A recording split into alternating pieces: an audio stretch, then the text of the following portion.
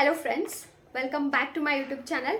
So ಇವತ್ತಿನ video ಒಳಗೆ ನಾವು ಮೇ 26 ಇರುವಂಥ IAS ಪ್ರಿಲಿಮಿನರಿ ಎಕ್ಸಾಮ್ಗೆ ಏನೇನು ಓದಬೇಕು, ಎಷ್ಟೆಷ್ಟು ಓದಬೇಕು, ಯಾವ ಥರ ಓದಬೇಕು ಅನ್ನೋದ್ರ ಬಗ್ಗೆ ಫಾಸ್ಟಾಗಿ ಡಿಸ್ಕಷನ್ನ ಮಾಡ್ಕೊತಾ ಹೋಗೋಣ. ಸೊ ಇನ್ನವರೆಗೂ ಯಾರು ಚಾನಲ್ಗೆ ಸಬ್ಸ್ಕ್ರೈಬ್ ಆಗಿಲ್ಲ, ದಯವಿಟ್ಟು ಚಾನಲ್ಗೆ ಸಬ್ಸ್ಕ್ರೈಬ್ ಆಗ್ರಿ ಮತ್ತು ಸಪೋರ್ಟ್ ಮಾಡಿರಿ.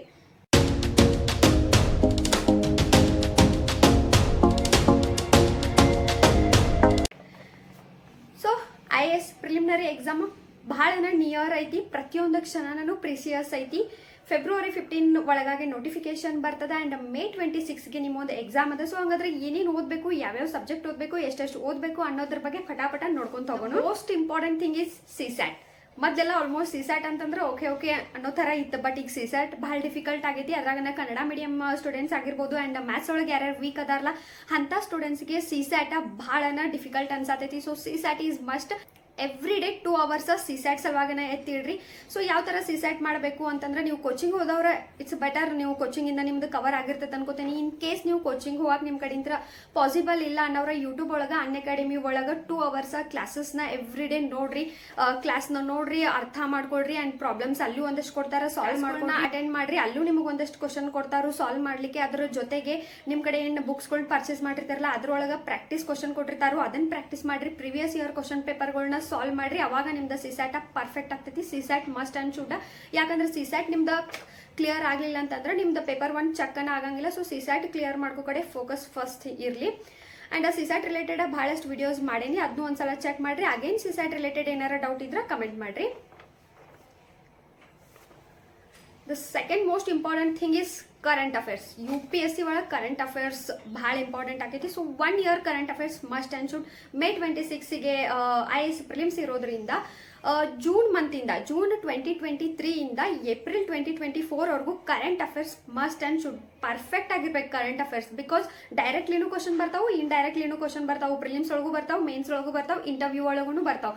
ಸೊ 3 ಸ್ಟೇಜಸ್ ಒಳಗೆ ಬರೋದ್ರಿಂದ ಕರೆಂಟ್ ಅಫೇರ್ಸ್ ಭಾಳ ಇಂಪಾರ್ಟೆಂಟ್ ಆಕವ. ಹಿಂಗಾಗಿ 1 year ಕರೆಂಟ್ ಅಫೇರ್ಸ್ ಪೂರ್ತಿ ನ್ಯೂಸ್ ಪೇಪರ್ ಓದಿರಬೇಕು, ಮಂತ್ಲಿ ಮ್ಯಾಗಝಿನ್ಗಳನ್ನ ಓದಿರಬೇಕು, ರಿವಿಷನ್ ಆಗಿರಬೇಕು.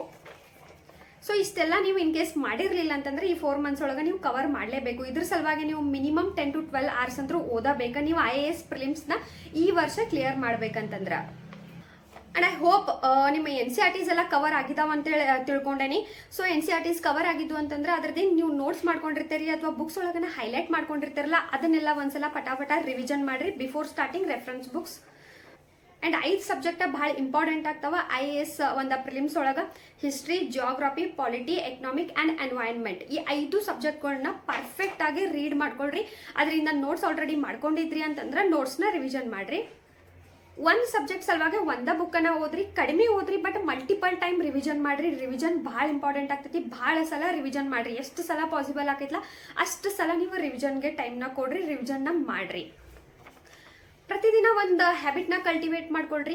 ಎವ್ರಿ ಡೇ ನೀವು ಬಿಫೋರ್ ಮಲ್ಕೋಕ್ಕಿಂತ ಮೊದಲ ಕರೆಂಟ್ ಅಫೇರ್ಸ್ನ ಯಾವಾಗ ಓದ್ತಿರಲ್ಲ ಅಲ್ಲಿ ಇನ್ಸೈಟ್ ಆನ್ ಇಂಡಿಯಾ ಆಗಿರ್ಬೋದು, IAS ಬಾಬಾ ಆಗಿರ್ಬೋದು ಆ್ಯಂಡ್ ಫೋರಮ್ IAS ಆಗಿರ್ಬೋದು, ಈ ಎಲ್ಲ ಸೈಟ್ ಒಳಗೆ ನಿಮ್ಗೆ ಪ್ರಾಕ್ಟೀಸ್ ಮಾಡಲಿಕ್ಕೆ ಫ್ರೀ ಕ್ವಶನ್ಸ್ಗಳು ಇರ್ತಾವೆ, ಕ್ವಿಜ್ ಥರ ಅರೇಂಜ್ ಮಾಡಿರ್ತಾರೆ. ಸೊ ಅಲ್ಲಿ ಕ್ವಶನ್ಗಳನ್ನ ಸಾಲ್ವ್ ಮಾಡಿರಿ. ಎವ್ರಿ ಡೇ ಆ ಒಂದು ಹ್ಯಾಬಿಟ್ನ ಕಲ್ಟಿವೇಟ್ ಮಾಡ್ಕೊಳ್ರಿ. ಪ್ರಿವಿಯಸ್ ಇಯರ್ ಕ್ವಶನ್ ಪೇಪರ್ಗಳನ್ನ ಸಾಲ್ವ್ ಮಾಡ್ಕೊಳ್ರಿ. ಆ್ಯಂಡ್ ಈಗ ಸದ್ಯಕ್ಕೆ ಪ್ರಿಲಿಮ್ಸ್ ಸಲುವಾಗಿನ ಪೂರ್ತಿ ಟೈಮ್ನ ಡಿವೋಟ್ ಮಾಡಿರಿ. ಬಿಕಾಸ್ ಈಗ ಜನವರಿ 20 ಇರೋದ್ರಿಂದ ಇನ್ ಜಸ್ಟ್ ಜನವರಿ ಒಳಗೆ 10 days ಅಷ್ಟೇ ಉಳಿದದ. So February, March, April, May 26ಗೆ ಎಕ್ಸಾಮ್ ಇರೋದ್ರಿಂದ ಹಾರ್ಡ್ಲಿ 4 months ಟೈಮ್ ಐತಿ. ಹಿಂಗಾಗಿ ಮೇನ್ಸ್ ಪ್ರಿಪ್ರೇಷನ್ನ ಸ್ವಲ್ಪ ಸೈಡ್ ಇಡ್ರಿ ಆ್ಯಂಡ್ ಆಪ್ಷನಲ್ ಪ್ರಿಪ್ರೇಷನ್ ಚೂರು ಸೈಡ್ ಇಟ್ಕಸ ಮೇನ್ ಫೋಕಸ್ನ ಪ್ರಿಲಿಮ್ಸ್ ಮೇಲೆನ ಹಾಕ್ರಿ.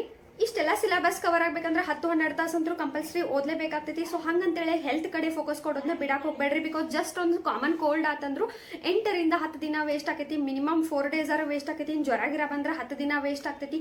ಸೊ ಆ ಥರ ಏನಾರ 8-10 ದಿನ ನೀವು ಟೈಮ್ ವೇಸ್ಟ್ ಮಾಡ್ರಿ ಅಂತಂದ್ರೆ ಅದು ಭಾಳ ಹೊಡ್ತಾ ಕುಂದಿರ್ತೈತಿ. ಬಿಕಾಸ್ ಪ್ರತಿ ಕ್ಷಣನೂ ಪ್ರೀಶಿಯಸ್ ಐತಿ. ಬಿಕಾಸ್ ಜಸ್ಟ್ 4 ತಿಂಗಳ ಟೈಮ್ ಉಳಿದದ. ಸೊ ದಯವಿಟ್ಟು ಏನೋ ಪಾರ್ಟಿ ಇರಲಿ, ಫಂಕ್ಷನ್ ಇರಲಿ, ಏನೇ ಇದ್ರೂ ಸ್ಕಿಪ್ ಮಾಡ್ರಿ. 4 monthsನ ಡಿವೋಟ್ ಮಾಡ್ರಿ ನಿಮ್ಮೊಂದು IAS ಪ್ರಿಲಿಮ್ಸ್ ಸಲುವಾಗಿ. ಆದಷ್ಟು ಹಾರ್ಡ್ ವರ್ಕ್ ಮಾಡ್ರಿ, ಆದಷ್ಟು ರಿವಿಷನ್ಗೆ ಫೋಕಸ್ ಕೊಡ್ರಿ. ಇನ್ನೇನಾರ ಹೊಸ ಬುಕ್ಸ್ ಏನಾರ ಉಳಿದು ಅಪ್ಪ ಏಪ್ರಿಲ್ ಮುಂದೆ ಏನಾರ ಹೊಸ ಬುಕ್ಸ್ ನೀವು ಓದ್ಬೇಕಂದ್ರೆ ದಯವಿಟ್ಟು ಓದಾಕ್ ಹೋಗ್ಬೇಡ್ರಿ. ಆಲ್ರೆಡಿ ಏನು ನೀವು ನೋಟ್ಸ್ ಮಾಡ್ಕೊಂಡಿರಲ್ಲ ಅದನ್ನ ನಾನು ಹೆಚ್ಚು ರಿವಿಷನ್ ಮಾಡ್ಕೊಡ್ರಿ. ಫಸ್ಟ್ ಪ್ರಿಫರೆನ್ಸ್ ಸಿಸ್ಯಾಟ್ ಕಂಪ್ಲೀಟ್ ಆಗಬೇಕು. ಸಿಸ್ಯಾಟ್ ಮೇಲೆ ಕಾನ್ಫಿಡೆನ್ಸ್ ಇರಬೇಕು, 100% ಕ್ಲಿಯರ್ ಮಾಡ್ತೇನೆ ಅಂತ. ಸೆಕೆಂಡ್ ಥಿಂಗ್, ಕರೆಂಟ್ ಅಫೇರ್ಸ್ 1 ಇಯರ್ದಾಗಿರ್ಬೇಕು. ಏನು ಕೋರ್ ಸಬ್ಜೆಕ್ಟ್ ಏನು ಆಗಲ್ಲ 5 ಹೇಳಿಲ್ಲ, ಆ 5 ಸಬ್ಜೆಕ್ಟ್ ನಿಮ್ದ ಕವರ್ ಆಗಿರ್ಬೇಕು. ಜೊತೆಗೆ ಪ್ರೀವಿಯಸ್ ಇಯರ್ ಕ್ವಶನ್ ಪೇಪರ್ಗಳನ್ನ ಸಾಲ್ವ್ ಮಾಡ್ರಿ ಅಂದ್ರೆ ಇಷ್ಟೆಲ್ಲ ಕವರ್ ನೀವು ಮಾಡ್ಕೊಂಡ್ರಿ ಅಂತಂದ್ರೆ IAS ಪ್ರಿಲಿಮ್ಸ್ನ ನೀವು ಆರಾಮಾಗಿ ಬರಿಬಹುದು. ಐ ಹೋಪ್ ಈ ಒಂದು ಇನ್ಫಾರ್ಮೇಶನ್ ಡೆಫಿನೆಟ್ಲಿ ಯೂಸ್ ಆಗಿರ್ತೈತಿ. ಇನ್ ಕೇಸ್ ಏನಾರ ಡೌಟ್ ಈ ಒಂದು May 2024ಗೆ ನಡೆಯುವಂಥ ಪ್ರಿಲಿಮ್ಸ್ ರಿಲೇಟೆಡ್ ಇತ್ತಂದ್ರೆ ದಯವಿಟ್ಟು ಕಮೆಂಟ್ ಮಾಡ್ರಿ. ನೆಕ್ಸ್ಟ್ ವಿಡಿಯೋಗೆ ಸಿಗೋಣ. Thank you.